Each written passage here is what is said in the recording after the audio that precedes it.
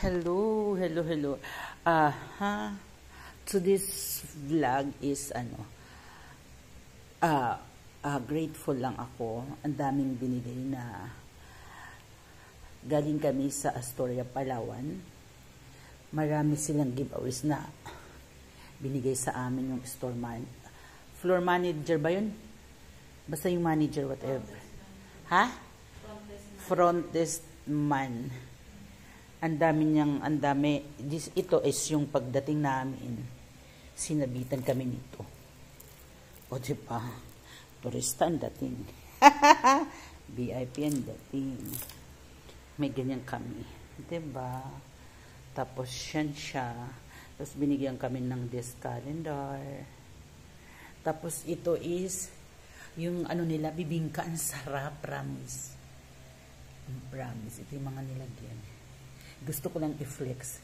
Diba, kahit papaano, naranasan ko din during my, tawag nito? 61st birthday. Sinurprise kasi ako ng aking anakis. Yun.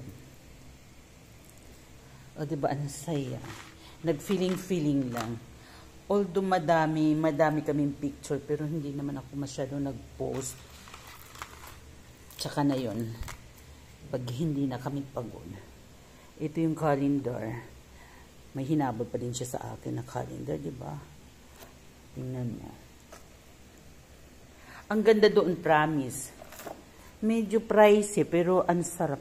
Ang pinakamasarap doon, sa lahat ng natikman na hot choco, is yung yung hot choco nila. Kung babalik pa ako doon, yun lang ang talagang kailangan kong balik-balikan. Ang ganda. Promise. Wala man dito. Ang sarap pag-stay. Siyempre, pricey lang, pero kontento ka. Diba? Yung food nila, as in, madami. Magpasawa ka. Pero, ang food nila, ang breakfast kasi is kasama sa ang breakfast kasama na dun sa binayaran namin sa room, sa hotel. Villa kasi ang napunta sa amin As in villa. Big room, tapos dalawang king size na bed, malaking sala, may kusina, may bathtub, may lahat-lahat. Tapos ito pahabol sa amin dalawa. Binigyan kami ni, sino yan? Basta, binigyan kami doon. Ang daming bigay sa amin ng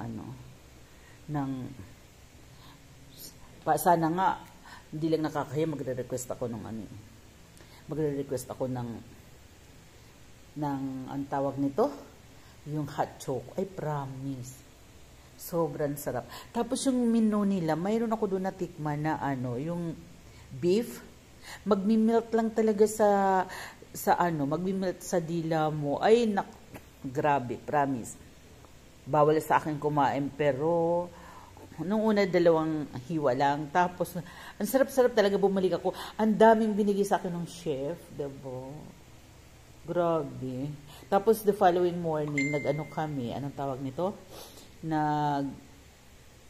Sinurprise ako sa birthday ko. Kinantahan ako ng birthday ko. Pero nung gabi, kinantahan na din, nag-request doon sa yung acoustic band.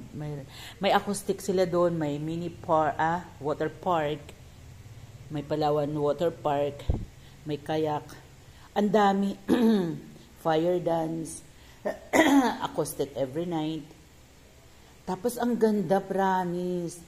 May golf, may rock climbing, may video billiard, lahat ng recreation nandun.